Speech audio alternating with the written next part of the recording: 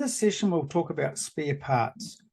From the main menu, we click on spares, and as per the other menus, we start out with a list screen. We can use our search functions or our filter or sort functions to get down to the detail of what we want. I'm going to click on a spare part that I've already entered, 6026 bearing, and I'll just run you through the fields.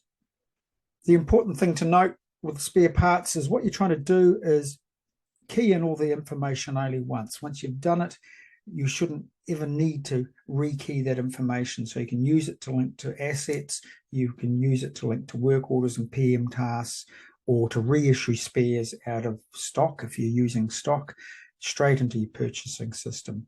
It already knows what the bearing detail is, it already knows what the manufacturing part number is. You can see there 60262RS, the cost, etc.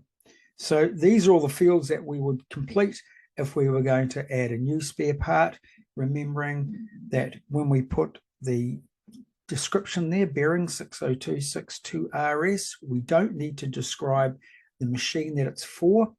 A lot of users will confuse technical parts with proprietary parts, so we'll just kind of separate those. The 6026 bearing is a technical part, a general engineering part that could be used on any particular machine. So we're showing this one as being in the main store. If it was a virtual part, i.e. a part that we don't stock, we would have just changed that designation to not stocked. Here we go. I'll better put that back. Because it's in the main store, we've told ourselves that it's in bin A26.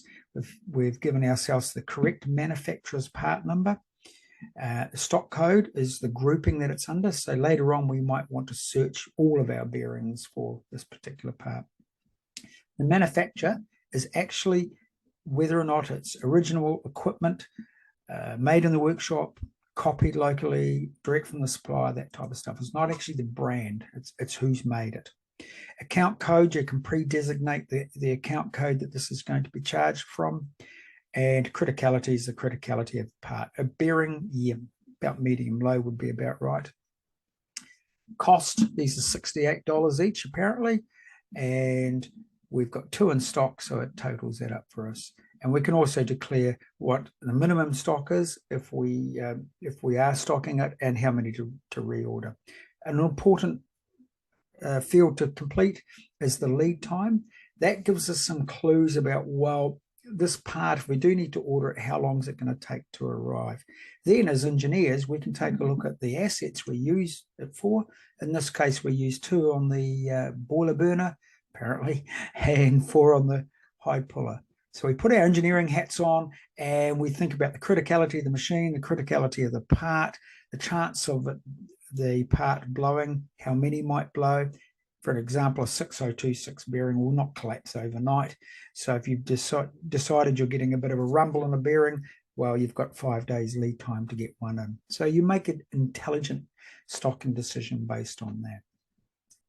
The rest of our tabs are pretty self-explanatory. I've already shown you the asset link one.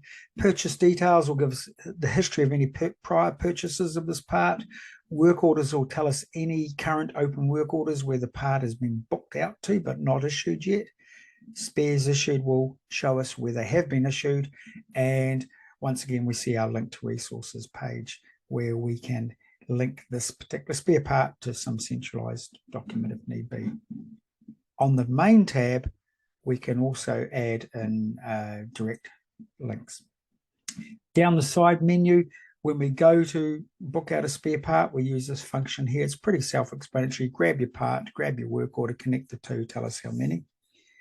And for those of you that are involved in spares stores, the functionality there will actually tell you any stocked items that are below minimum stock and give you the opportunity to tick the list and send them straight off to the purchasing system. That's about all I can tell you about spare parts. Thank you very much.